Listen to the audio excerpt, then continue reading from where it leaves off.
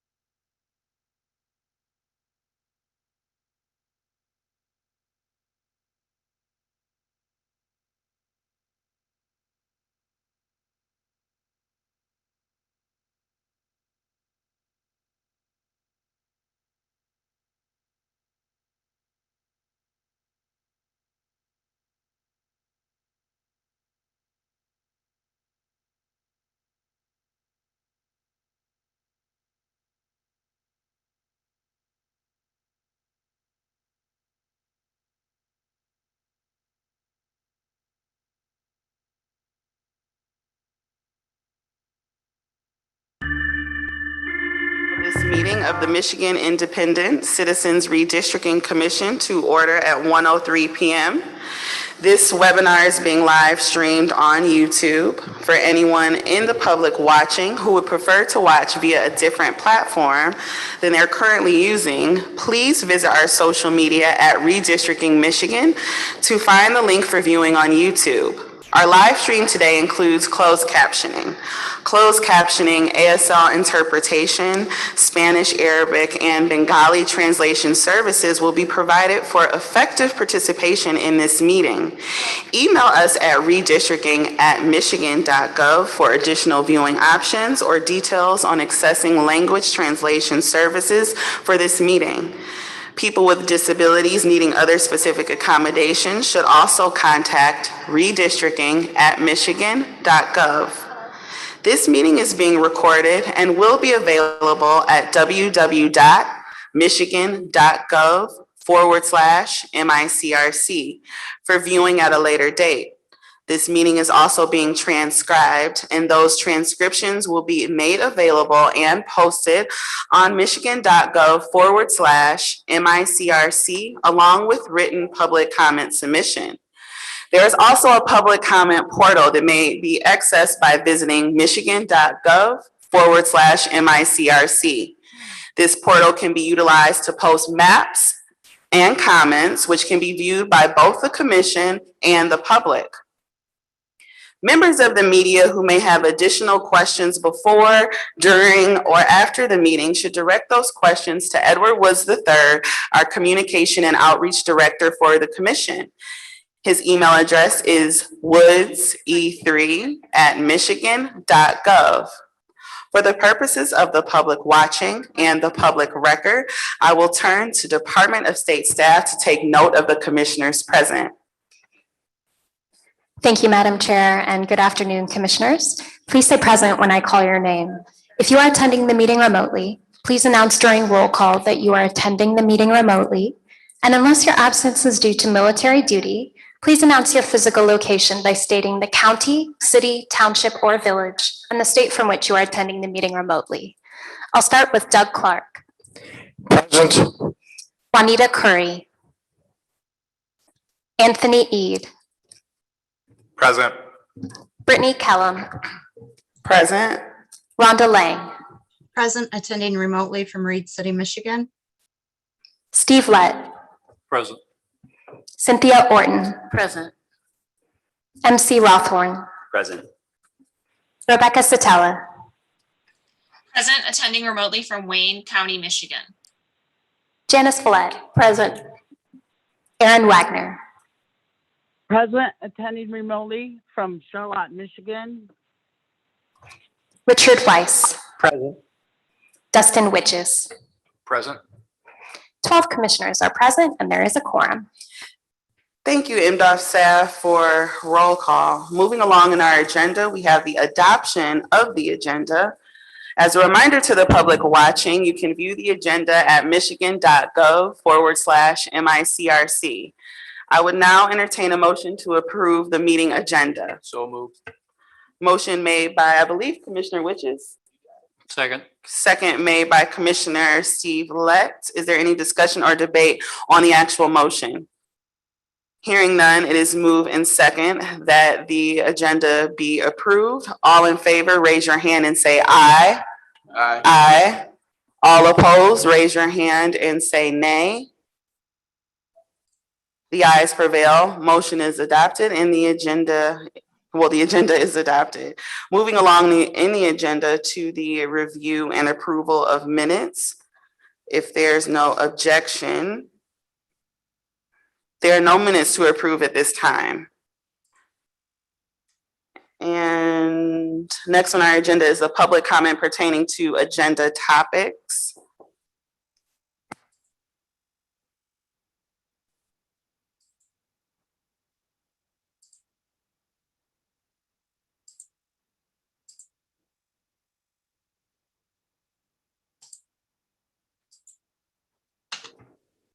Without objection, we'll now begin the public comment pertaining to agenda topics only portion of our meeting. Hearing no objection, we'll now proceed with public comment pertaining to agenda topics only. Individuals who have signed up and indicated they would like to provide in-person public commentary to the commission will now be allowed to do so. You'll step to the nearest microphone when I call your number, and you'll have 2 minutes to address the commission. Please conclude your remarks when you hear the timer. First in line to provide public comment is 1.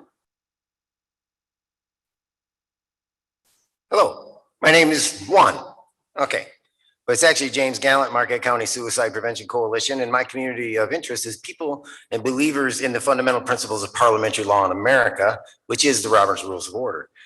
And these are my personal opinions. And I'm still trying to make sense of all this decision-making process that you're trying to make up on the fly, consensus building, stuff. And so, but I went to your what you petitioned to the Supreme Court, and your petition says that you were granted authority to provide for your own rules, and that the Secretary of State is a non-voting member or secretary. And so, where's Secretary Benson? She's not the secretary. Okay, where is Secretary Benson today? And the perform the duties impartial, reinforces public confidence and integrity. That's important to follow the rules then. But I noticed you didn't speak about the Secretary of State's duty to elect the chair at the first meeting, which she did not do. Commissioner Lett, at the second meeting, elected himself to be the chair for 6 months, even though Secretary of State was required in the thing. And now it says you then claimed a decision from the court would protect the commission's ability to draw fair maps and lawful plans pursuant to the orderly and transparent process chosen by the people of the state of Michigan, not by you. So what would that be? That would be Robert's Rules of Order. The petition to the court or the constitutional amendment. The petition is the motion. The second is the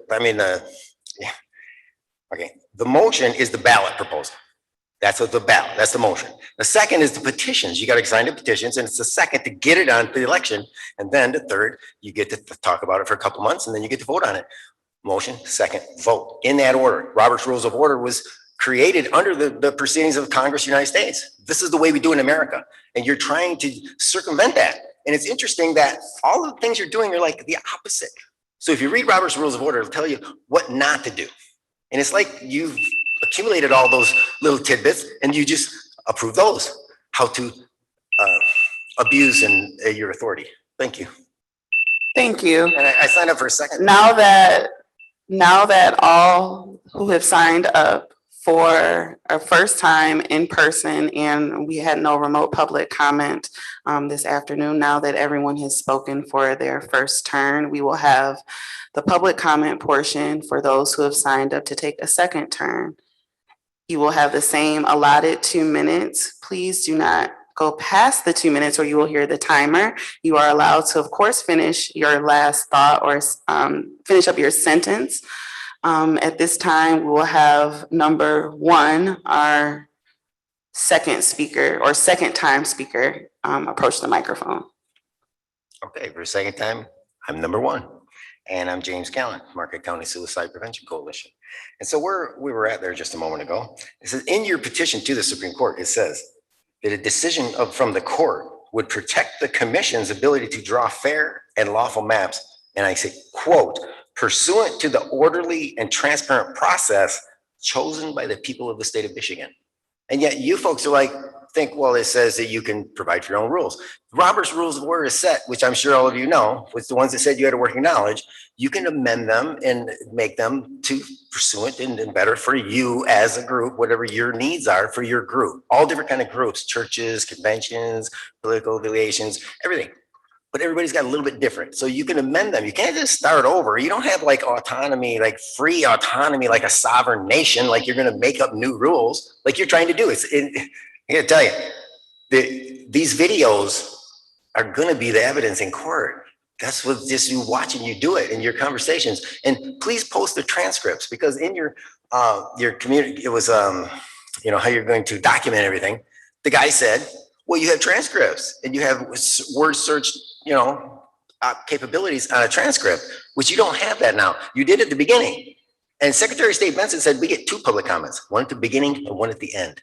That's because due process says I get to give you I get to bring issues to you, and then you get to discuss it, and then I get a rebuttal. That's why Secretary of State at the first meeting said there will be 2 public comments, one at the beginning and one at the end.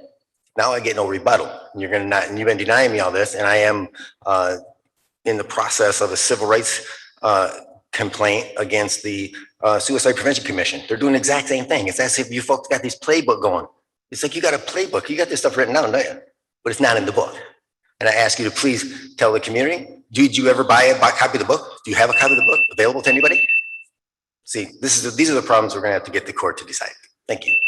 Thank you so much to everyone that provided in-person public comment. Again, please do utilize our public comment tool to share with the commission any of your thoughts, and keeping in mind that when you do choose to speak during our meetings, that we try to stick to those comments that are pertaining to the agenda. Moving on to item 6 on our agenda, unfinished business. And at this time, the commission has no unfinished business for today. So we will move to agenda item 7, new business. Under new business, we have item A, general counsel update by our general counsel, Julianne Pastula. And if there's no objection, I will have Julianne come to us and talk to us about a revised litigation counsel request. Hearing no objection, general counsel, you may proceed. Thank you very much, Madam Chair, and thank you for the opportunity. Before the commission today, we have a proposed resolution 2021.06.04 regarding reissuance and reposting of our request for proposals for our litigation counsel. As the commission is aware, we received no bids for our first posting. This is similar to our experience with our Voting Rights Act legal counsel RFP. So similar to the first time this has occurred, we have proposed amendments to the RFP. Those amendments would reduce the number of cases reported in each category from 10 to 5. This will still provide ample information about the complexity of the litigation undertaken by the vendors, as well as the frequency they are in court. Clarifying that the election law experience need not be in Michigan, that is preferred but not required. The conflicts for the past 5 years, instead of no time limit, which was the previous RSP, reducing the lobbying activity and political donation disclosure timeframes to 11 years. They were 21. And then we removed the duplicate questions from the vendor's worksheet that were duplicative of the key deliverables. There's also some wording changed in the flexibility for work hours that's not set in stone at 9 to 6. And also flexibility as availability as to meetings. They need not be available for every commission meeting. They need to be available when they are requested to be present. So those were the modifications made, the proposed amendments made that are before the commission and for your consideration. And I'm happy to answer any questions that the commission may have. Thank you, General Counsel. Commissioners, do you have any questions regarding the resolution? I move the adoption of resolution 2021.06.04. Motion made by Commissioner Lett. Second. Second made by Commissioner Witches. Is there any discussion or debate on the motion? Hearing none, it's moved in second that we move to approve resolution 2021.6.4. All in favor, raise your hand and say aye. Aye. All opposed, raise your hand and say nay. The ayes have it. The resolution passes. Moving on to, I'm so sorry. Commissioner Lang. Ms. Chair, I just want to make sure that we get Erin's. I know she's on by phone, so I want to make sure that her vote, because I didn't hear her say, and since we can't see a hand. Thank you. You all are allowed to, so I don't see Erin on the screen that I'm looking at, so feel free, it won't be interrupting, to kind of chime in and tell me. Erin, can we get your verbal vote? Aye. Thank you, Commissioner Wagner. So the motion is adopted and the resolution passes. And moving on to new business, item B, We have EDS Continuing Education with Kim Brace. And Kim, we see you. You look eager and ready to share as always, and we are listening. So Kim Brace, you have the floor. Thank you, Madam Chairman. I appreciate being here once again and talking with all of you. It seems like it's a daily business that I'm having with Michigan on that side. I'm here to talk about a couple of different components, and let me do a share screen and show the screen. Can everybody see my PowerPoint that I have up here? Yes, we can see it. Okay, great. Yep. Okay, great. Expand it. Okay. I'm going to talk today about racial data and political data as part of our continuing education. And today's talk will talk about those, some updates in terms of some racial data that we've gotten a hold of, as well as the discussion about the political data in the data cube that we've been talking about for a number of months. What is race? Well, the Census Bureau has kind of a lengthy description of what is race. This is only part of it, but basically it's asking people to identify what they feel their definition of race is. It's kind of allowing people a wide latitude of possibilities. The OMB has categorized 5 minimum categories, that is white, Black or African American, American Indian or Alaskan Native, the Asian population, Hawaiian, and other Pacific Islanders. Those are the racial categories. And so that was a designation put down by the federal government, and it continues in use today, and the census data will reflect that. If you recall from last Thursday's overall commission meeting, we talked about the racial composition of population, but I mistakenly only showed you the maps of the amount of change that has taken place within the state of Michigan. And I didn't show you what is the base concentration. So I wanted to show some of this information for you to have an understanding of this. What we do in looking at this, we've compiled what we call majority race category. This is again coming from the ACS data, the 2019 5-year data. And we're able to categorize where there is a majority of a race according to either 75% and above, 50 to 75%, or if it's a plurality, then we show a crosshatch pattern. So what we can see, some of the concentrations, clearly the African American, the non-Hispanic Black population in red is in Detroit area, obviously. We see the Hispanic population, which is in purple, down south of Detroit itself. But we see elsewhere around the state, there are several smaller pockets for African American, but really no other majority other than white. And so from an overall standpoint, clearly most of the state of Michigan is white in population. This again is showing the census tract and the township level data. Previously, I had shown you county level data.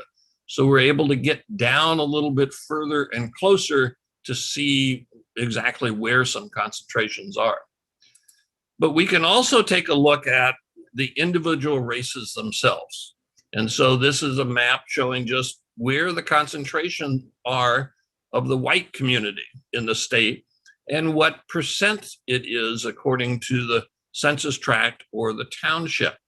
So we can start seeing some concentrations and seeing where whites are not a majority in concentration, and begin seeing some of the cities that they're particularly not a majority in.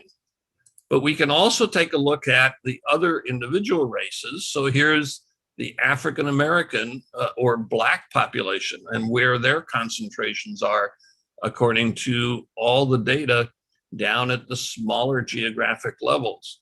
This is important as we start looking at Voting Rights Act circumstances and where there are concentrations, things that Lisa Hanley will be looking at from the racial Black voting standpoint. But this kind of gives us the first clue of where some of these concentrations are. Clearly, we will get more up-to-date information when the PL 94-171 data comes out starting on August 16th. So we'll have better clues, and when that data comes out, we will be replacing these maps with that updated data. When we look at the Hispanic populations, where are they concentrated? Again, south of Detroit area, the heaviest concentrations, but there are other concentrations around the state, and particularly in the western side of the state. There are a number of townships where Hispanics are a significant population, 25 to 50% in some of these townships out there. So these are considerations conceivably from the racial Black voting side too. We can see where the Asian population is. Again, a racial categorization from the Census Bureau. Again, the main concentrations are just outside of Detroit. We have some in Ingham County also, but clearly they're scattered in different parts of the state on that side. 3.3% statewide of the population, of the Asian population, according to the ACS. We also can look at the Native American population, the Indian population. We can see that with the ACS data, that is a significant portion of the UP on that side. And so we can see where that's a circumstance. And it may be, while it's small populations up in UP, clearly we may need to take into account the various portions of UP and where the Native Americans are when we look at, say, things like the state house districts that are small enough that that might be something we'd need to take a look at. So, but there is questions also in terms of what's called the ancestry. This is different than race. This is a different way of looking at information. The Census Bureau has the race question, but they also ask, what is your ancestry? And they look at that differently than race. What we can do is we can look at the ancestry questions and the answers and find, for example, where is the Arab population in Michigan? Indeed, down at the census tract level in the metro Detroit area, we can see where the Arab population is concentrated. Again, these are not covered by the Voting Rights Act. So it's not something from a racial Black voting standpoint that is important, and particularly for Lisa, but it is important for communities of interest. And so we can start looking at other kinds of data besides the straight population data to get some ideas of some other communities of interest. Clearly, the Arab population is what we've been hearing, of course, and you've been hearing, but we wanted to see where they are mainly located and concentrated. We can also look at the Dutch population. Clearly out in the Holland area in the western side of the state, the main concentration of the Dutch ancestry. We can see where that might be, and indeed, if there is a concern of the community of interest of where the Dutch population ancestry is from, we can map that sort of thing. We can see the German ancestry. and with 5.3% of the population statewide in 2019. There are various pockets of concentrations. The highest level census tract is 42% of the census tract's population is of German ancestry. And we can see where those are located. Clearly the potential of communities of interest circumstances there too. We have the Irish population. I understand there's a great Irish bar out here on Beaver Island, which is where the biggest concentration is. So whenever we're up in UP, maybe we should take a look at that one. But there are various Irish concentrations elsewhere in the state, but only 2.2% of the population. There is Polish concentrations elsewhere, 2.7% of the overall state population. But there are concentrations up in the northern part of the state for the Polish community in that regard. So we have this from the standpoint of racial information. And now I want to get into political data. Before I do, is there any questions that anybody might have on the racial side of things? Commissioner Ede. Thank you, Madam Chair. Hi, Kim. I feel like we're becoming good friends now. I think this is the third day in a row that we've been speaking to Yes, each other. that's right. Absolutely. Hope you're not sick of me yet. You probably will be by the end of this. I was going to say, and I still want that Lebanese restaurant now, you know. Oh, yeah. I was looking at your charts just now, and a question that I have is how do we reconcile the ancestral populations that are more spread out in lower population in any particular area versus the ones that are more concentrated? It seemed like, for example, the concentrations on your heat map were quite high for African Americans in Metro Detroit, for Arabs in northern Wayne County and Dearborn, whereas conversely, the Hispanic population was more spread out, the Dutch population was more spread out. So just wondering, how do you reconcile that? There's a couple of different things you need to realize from the standpoint of the Voting Rights Act. Clearly, the Voting Rights Act is covering a certain number of racial groups as defined by the Census Bureau and defined by the OMB. And so that gives us the predominance of looking at Hispanic community, the African American community, the Asian community. Those are the main racial categories that are protected by the Voting Rights Act. So those kind of get treated differently. You have to be more concerned with those, and clearly your general counsel, Julia, would advise that on that side too, as well as what Bruce will say. When you look at the other ancestry questions, that's more, as I've said, is a community of interest kind of an argument, and whether or not they are concentrated enough to represent a community of interest. That's ultimately your determination.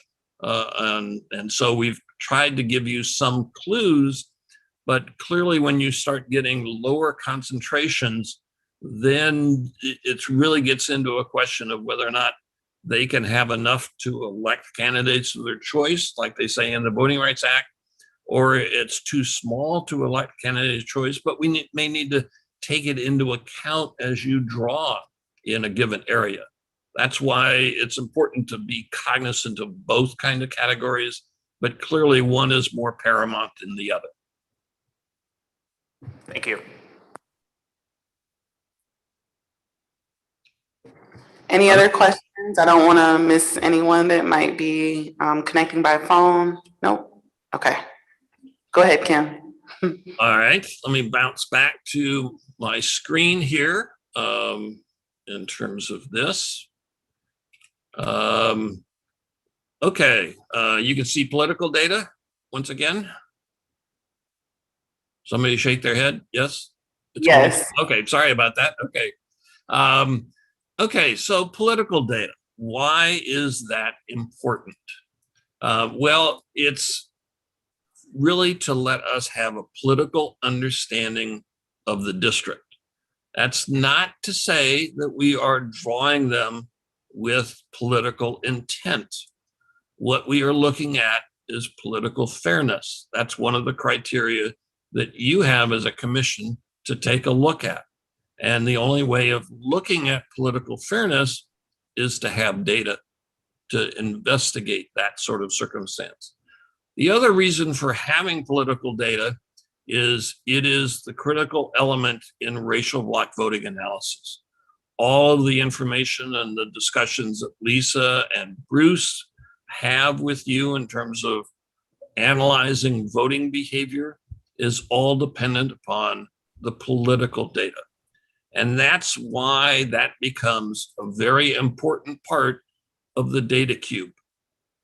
The data cube, if you remember, we've talked last week in the last several meetings about the whole left-hand side of the data cube, the information that we get from the Census Bureau itself. What we're going to talk about today is the right side of that data cube, the political side of the data cube. And that, like the census data, is divided between tabular information and spatial information. So what do I mean by that? Tabular information, that's election results. That is voting statistics. That is the number of people that are registered. That is the number of people that turned out. That's the number of votes for various candidates, for president down to US senator or congressional district or state senator, state house member. All of those are election returns and voting statistics. That's part of the key and the heart of any of those kind of analysis that we talked about, the two main ones. We can also take a look at geocoding voter registration files. We use that, and I'll show you some examples of that later on, of how we use that to help disaggregate the political data down to the census geography. So geocoded voter files is an important component. We're not looking at mailing to people or anything like that. It's not being used from a campaign standpoint, but it is important to let us know where within the precinct there are voters. And I'll show you why that's important in a little bit. From the spatial side, what we are interested in is the precinct maps, the boundaries of the precincts.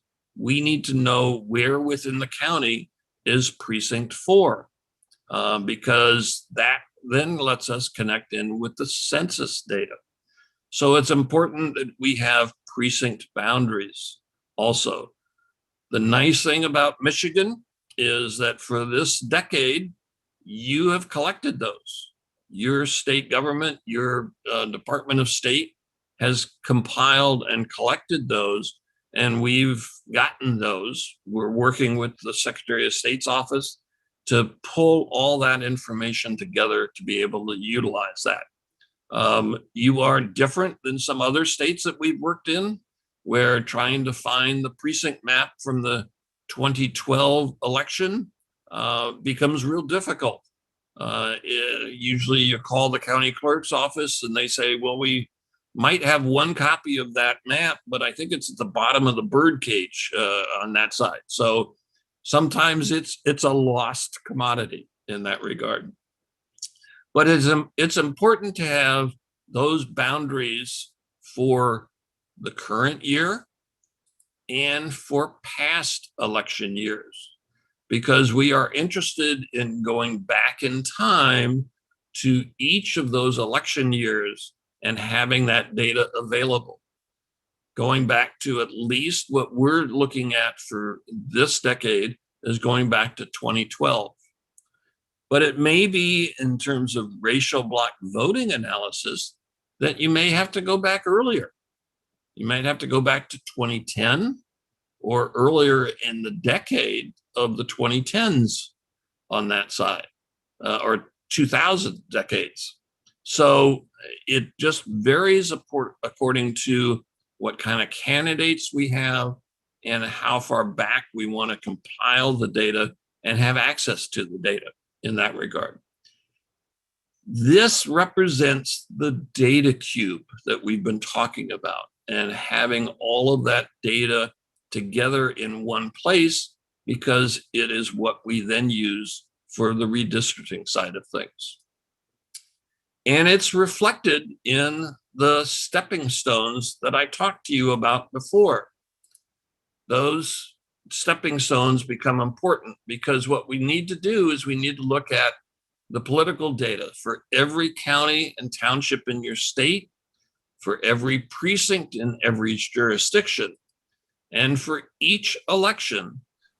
What we need to be collecting and looking at is the number of registered voters by party, if that's relevant in the state, the number of people who turned out at that election, the number of votes cast for each candidate in the relevant elections we're interested in. These include all statewide contests. It includes any district contests that you're going to be drawing. We're going to be drawing congressional, state Senate, state House. So we need those election results for those contests. We could use, if in a state, there may be referendums that may give us clues of the feelings of voters on a referendum side of things, as opposed to a candidate side of things. Sometimes that's relevant. Any relevant local contest may be useful, particularly where there's a minority candidate. And so we have in this whole set is a number of different factors that come into play and a number of different desires of political data, because we want to look at this stepping stones. The stepping stones that I showed you before, those are the important parts of redistricting. And so we need to, and all the way from registration on down, that is all the election results. That's the data that's there that we need to be able to analyze for what is the demographic electorate mix within each of these groups. So, election data considerations. Are we going to look at primaries or just general elections? We're looking to see about primary data. Sometimes that's harder to get a hold of. How far back in time? Clearly, there was a monumental shift in the political makeup of the country with the 2010 Tea Party election. That gets us back into a different decade's precinct configurations, and that's a little bit harder now to add into. But that's certainly something that could be, but we haven't gone back that far. We, of course, as I said, we need precinct maps. And how good is that data? Because what you'll find in looking at precinct maps are that precinct numbers get used again and again. But you got to know where the geography is. And that geography dictates what kind of electorate is in those precincts. So if precinct 4, which used to be in an African-American community, suddenly got moved and precinct 4 is now out in the suburbs, you can't look to just the number to say, hey, there's a shift of the African-American voting behavior. No, that's not the case. It's a case that they simply moved precinct 4 to a different part of the county. So that is one factor that also comes into play, so that you've got the same voters that you're looking at and analyzing. There's another issue that could be the case in some states is absentee votes. Are absentee votes allocated out to the precinct, or are they collected in one central absentee precinct within the county or the township? We've seen both of those. certainly if they're a central count, then you can't tell what kind of people may be voting absentee because you can't tie it to the geography side of things. So it becomes a critical component to look at where the absentee votes are. And of course, the absentee votes have continued to increase over time as more people are taking advantage of that. That makes it a little bit more difficult to tie that into the precincts, depending upon what state law is for absentee votes. There is in the past decade, there's been movements to go to vote centers and have information by vote centers. They're like mega precincts, but they may or may not be able to have their results delineated by precinct. That can be a problem in terms of pulling together the database side of the cube on the political side. We haven't seen that so far in Michigan, but we're just now getting into that data. But this is one of the considerations that we always try to make sure we understand and consider when we're dealing with election data.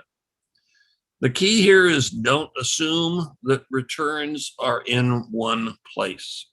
Luckily, we can find them in Michigan in one place.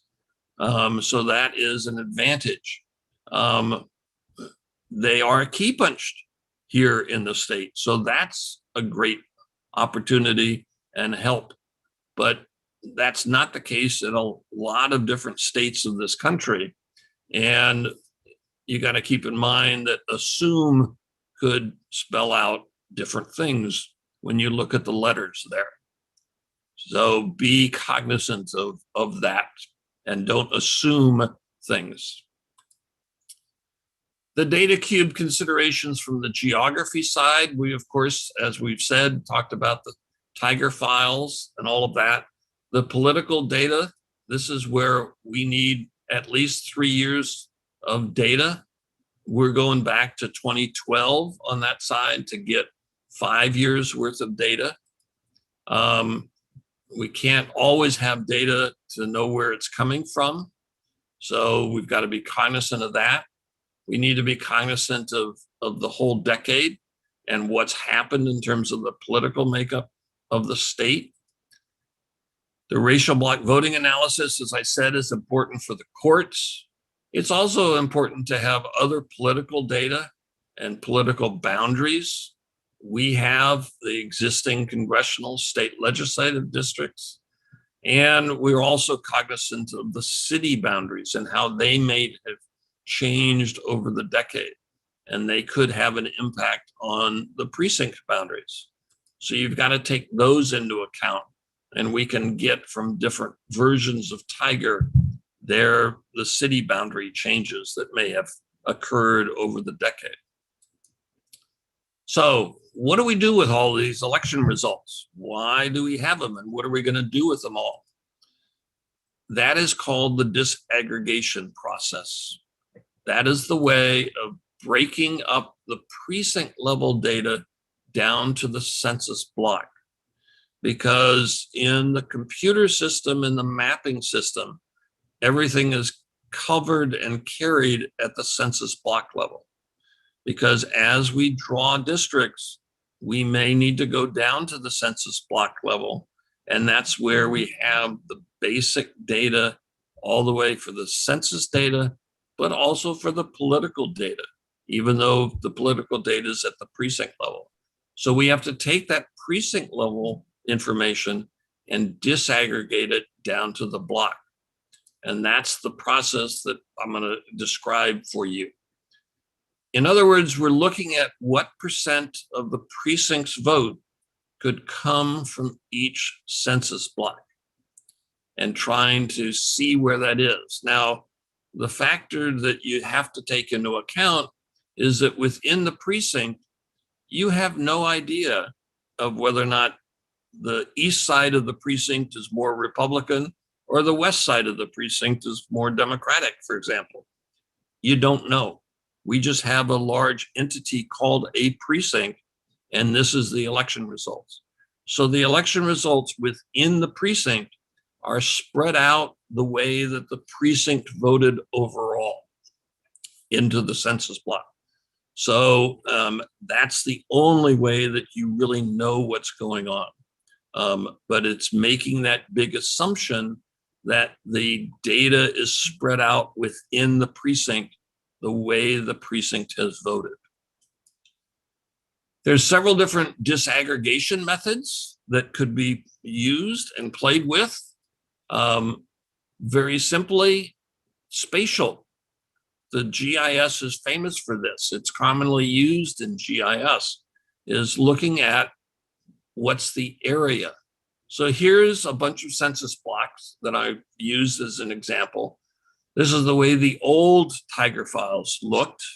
And we can see where some streets are, some funny looking census blocks.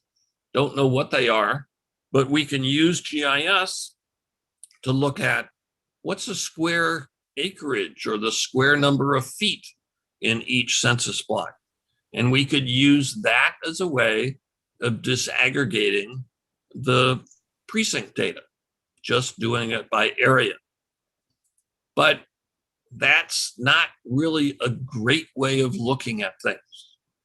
You could look at them also by looking at the number of buildings in a census block.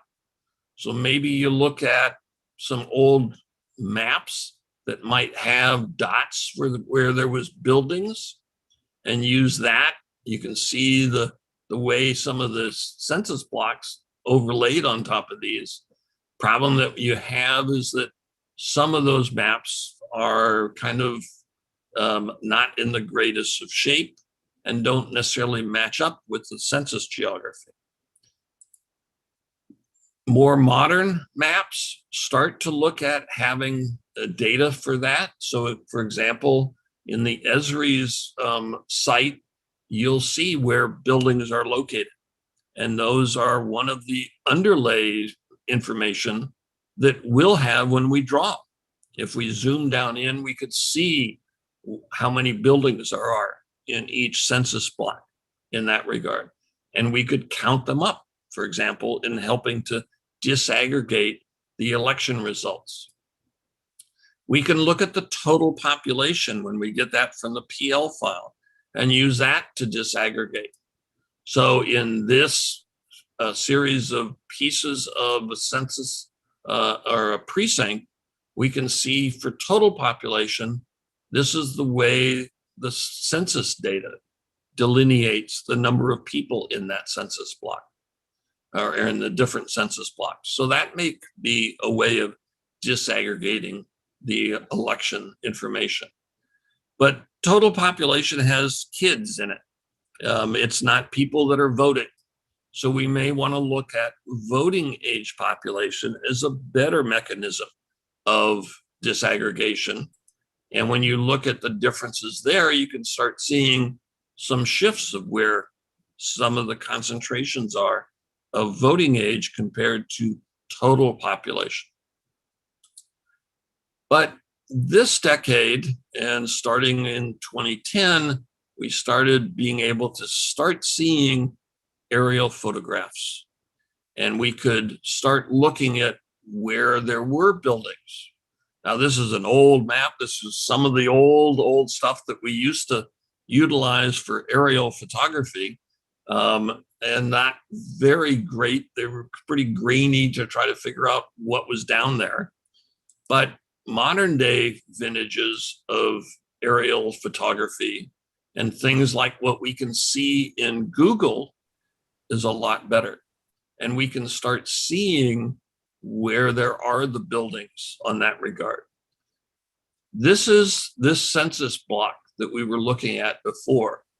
And the modern aerial photography starts giving us a clue of how to divide, say if that's all one precinct, how to divide that. Well, when we have aerial photography, we can see that that block that was down here is basically now a parking lot. It's no longer got any people in it. This area over here, actually, this is the old county courthouse. And this is the fire department. And this is the building that I used to work in. That's the elections office, the clerk's office for the election bureau. Nobody lives there, at least not when I was there.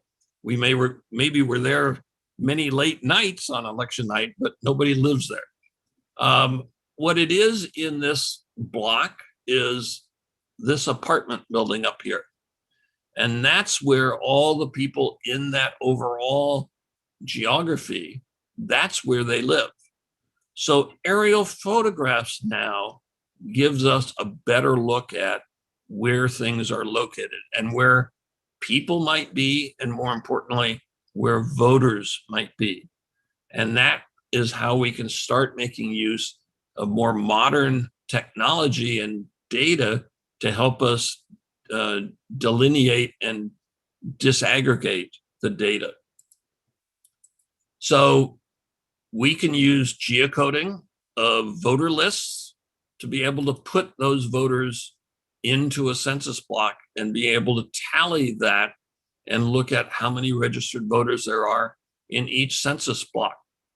Here's a map of what we have done in other states where we've looked at and counted up the number of registered voters at each house, because we've been able to have a good capability of geocoding all the registered voters. So we know how many voters there are in each of these census blocks on that side through the geocoding of the registration file. We'll be using this technique with Michigan data.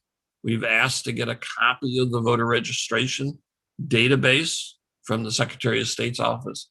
So that becomes a critical part in terms of looking at and having data and information to disaggregate with. In order to properly disaggregate the election results, one needs to know those precinct configurations for each year. So that's why those boundaries of the precincts are so important. And don't assume they'll stay the same during the decade. So the final goal is really to take election data, assigning it to census blocks, so that election information gets tallied with the census data when you build the districts that you're drawing. That's the way that we equate those two, so that basically the computer and the GIS are basically a big and fast adding machine. That's what computers are good at doing. We can use GIS to help that out in the drawing process, but it needs the data underneath it to be able to tally. And so that's why we put together all of this data and database in all of these different ways of dealing with it to get the information the most useful possible in the redistricting side. So with that, I'm happy to answer questions from anybody.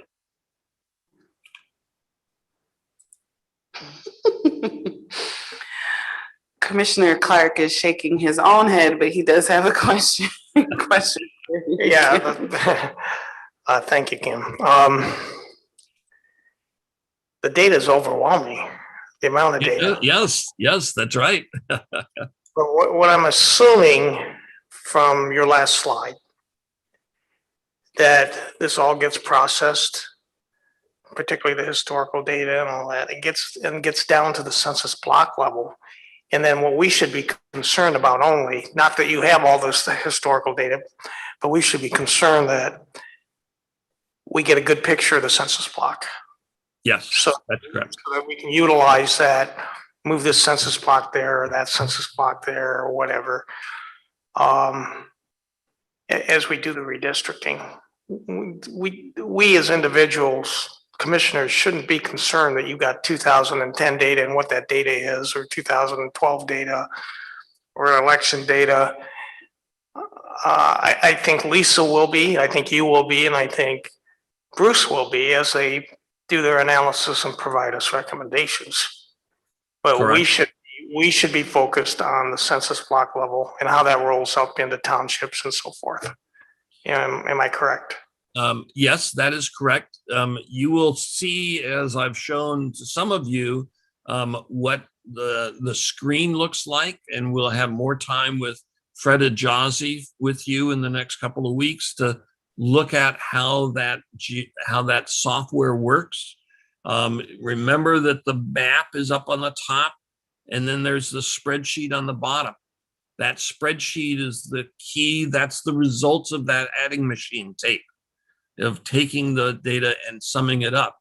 And various tabs will have the census information on it. We'll also have tabs with some of the political information.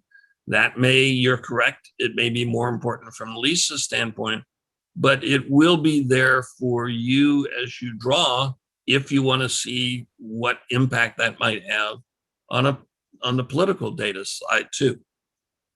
I think as we go through the training of the software itself, it would be very helpful for us if some of those things were pointed out relative to the data, not just how you move lines and create districts, but how that data relates to that.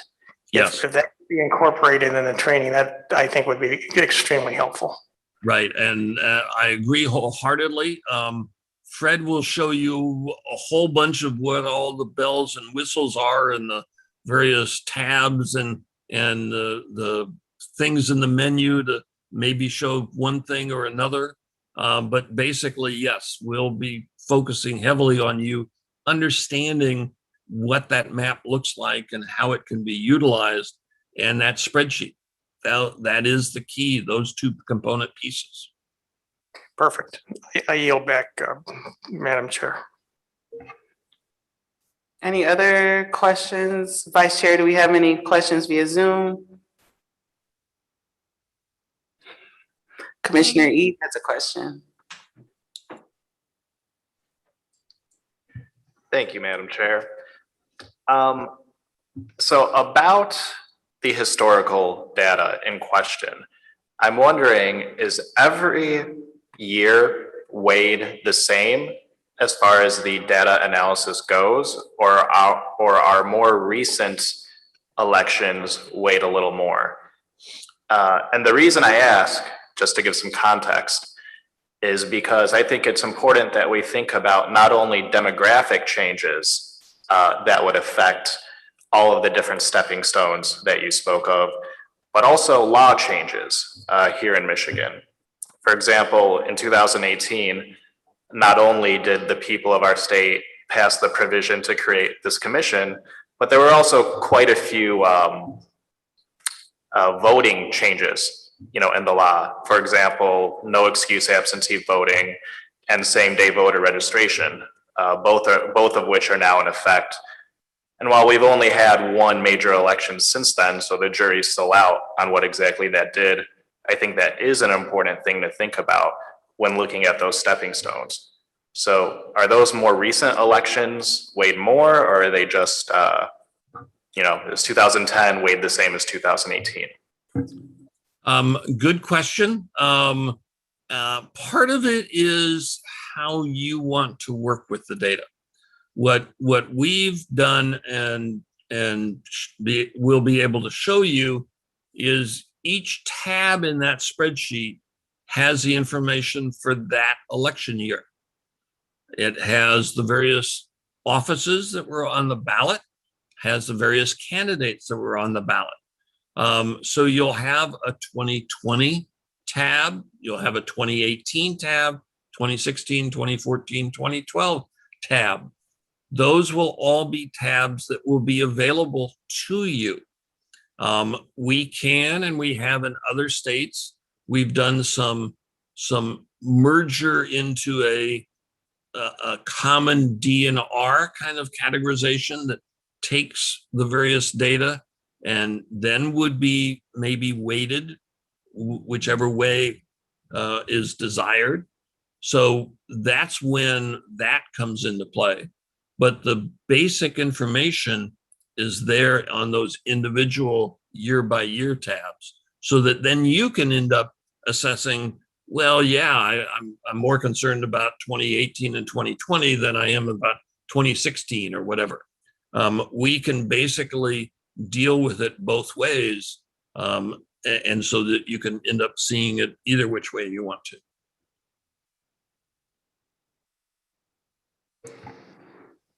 And Kim, I think we have a question also from Commissioner Rothorn. Yes, sir. Thanks, Madam Chair. I guess it's mostly a shout out, I think, to the state of Michigan, because I think what you said was that Michigan has collected a lot of this information. And is that the Michigan Enhanced Redistricting Data Access Program? Is that what you're referring to? That is one, yes, that is how the Secretary of State's office has been good in collecting all that information. As I said, in other states that I've worked at, I'm looking for that bird cage in the precinct map, that sort of thing. You guys are much more advanced, and that's why it's a lot easier to pull all this information together. And you've got how much data? Is that 20 years worth of data? Is that 30 years? We were given this information, so I apologize. I don't know it, but it just feels like it's important to recognize it. We've asked for this last decade. Okay. But clearly the Secretary of State, I think, does have stuff.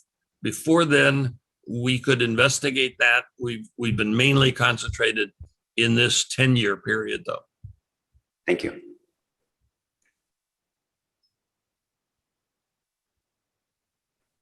Kim, it doesn't look like you have any further questions from any of the commissioners. Great. Thank you very much. I turn it back to you. Thank you, Kim, and thank you, commissioners, for again being so present and asking great questions for our continuing education. We look forward, as always, Kim, and having you back and continuing to learn more that will help us with this process. So we'll move now to item 7C, which is resolution 2021.6.5, and it relates to our MICRC organizational chart. Hearing no objection, I'll have our Executive Director, Sue Hammersmith, proceed with this part of the agenda. Thank you, Commissioner Kellum. Prepared for the commission is an organizational chart for the MICRC.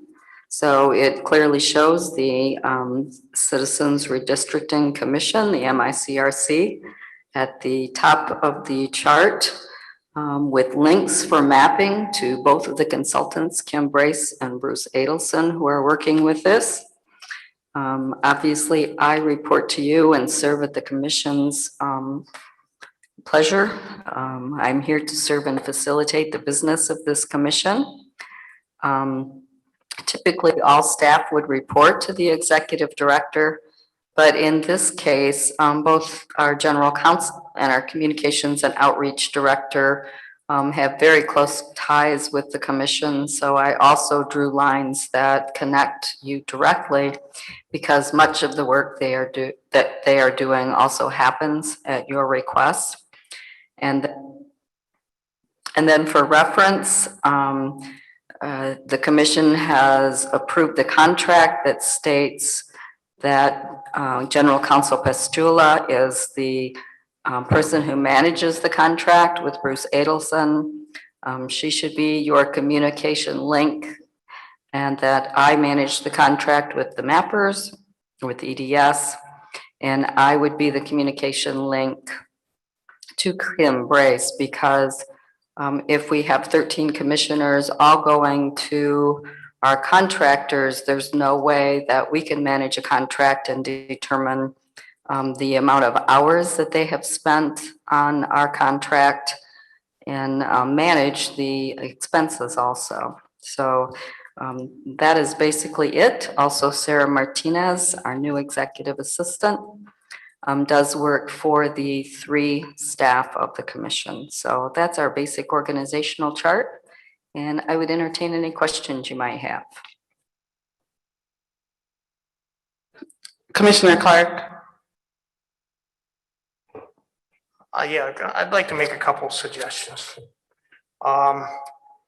First, from our vendor point of view, I realize Lisa works for Kim, but I think Lisa, because of her role, her specific role in this, deserves to be on this chart in an individual box.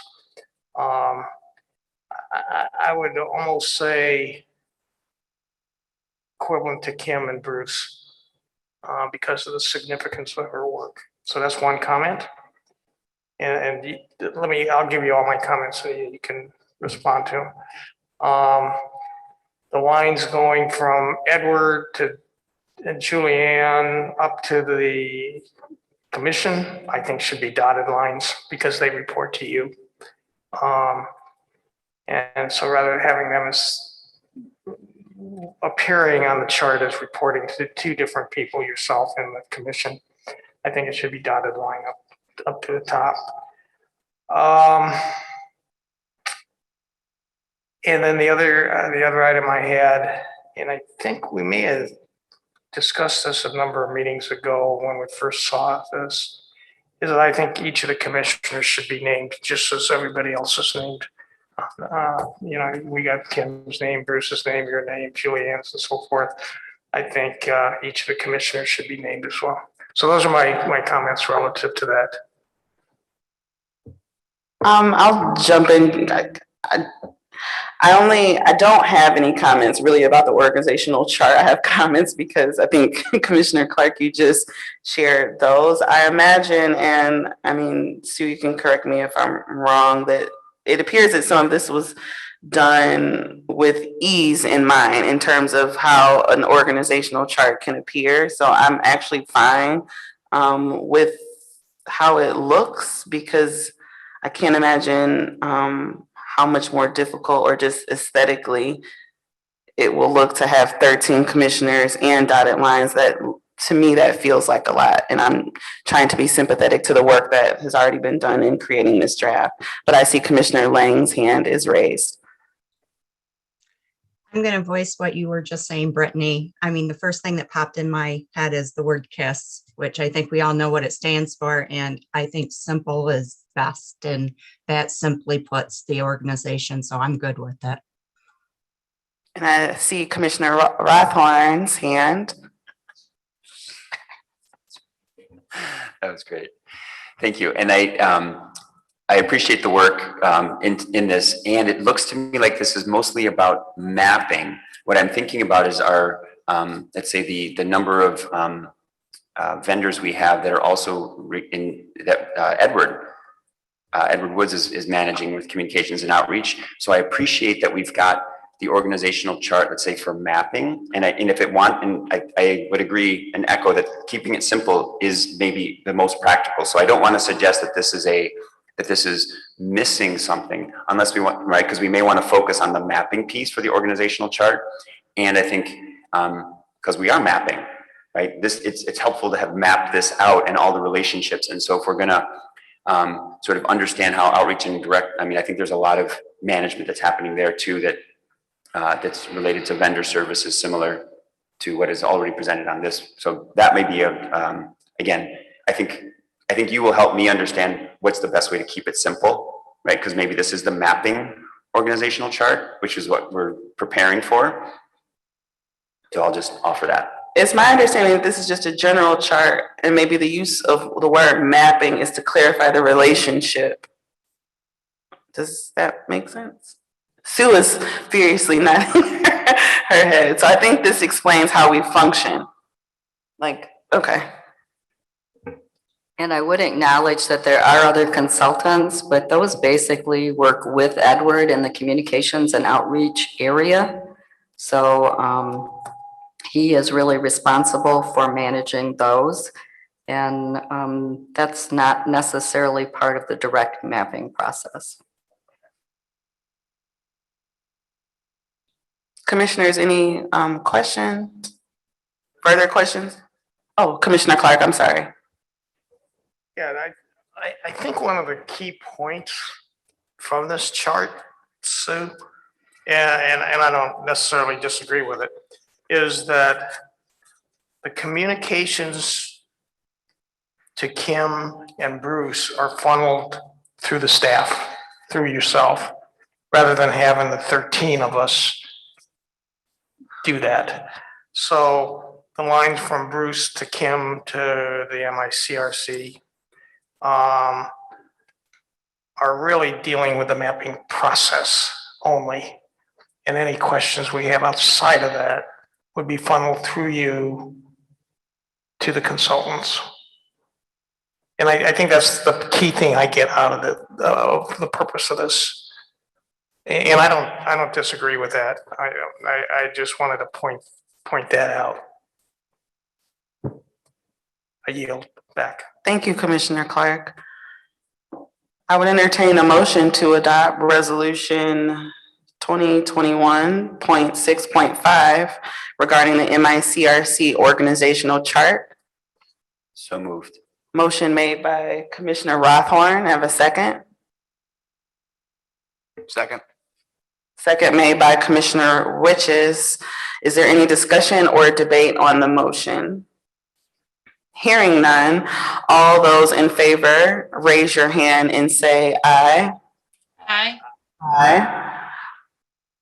All those opposed, raise your hand and say nay. Nay. Could we And get Aaron- Aaron to chime in too?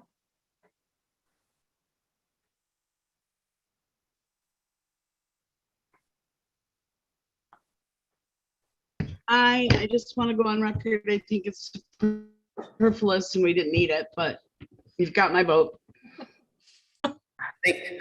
Thank you, Commissioner Wagner. Thank you, Commissioner Wagner. The ayes prevail. The motion is adopted. And we will keep the MICRC organizational chart as is. Moving further into our agenda, item 8, future agenda items. Hearing if there are no objections, we'll have our executive director proceed with information regarding future meetings and agenda items. Hearing no objection, Sue, you have the floor. Thank you, Commissioner Kellum. I just want to remind the commissioners that tomorrow our meeting will be virtual from 9 to 1. The sole purpose of that meeting is to talk about the redistricting process. This is a culmination of the hard work of the committee that had long meetings on Friday and Monday, chaired by Commissioner Witches, and the other participants were Commissioners Clark, Lang, and Eid. So I thank them for all their work. That documentation will be coming out shortly to you. We're also going to talk about a future calendar tomorrow and how many hours may be required of the commission in the upcoming months. So that's the agenda items at hand, and more to follow. Thank you so much, Executive Director Hammersmith. Are any discussion or questions? All right, hearing none, we'll move to announcements. Are there any announcements regarding the good of, or for the good of the order, excuse me?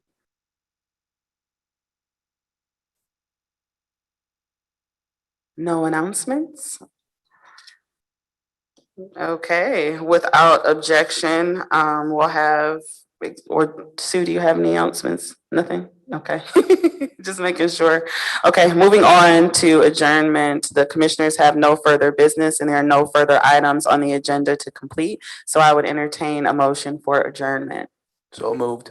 Motion made by Commissioner Witches, second made by Commissioner Lett. Any discussion or debate on the motion? Hearing none, all those in favor, please raise your hand and say aye. Aye. All those opposed, Aaron, I heard you. All those opposed, please raise your hand and say nay. The ayes have it and the motion carries. Meeting is adjourned at 2:17 p.m.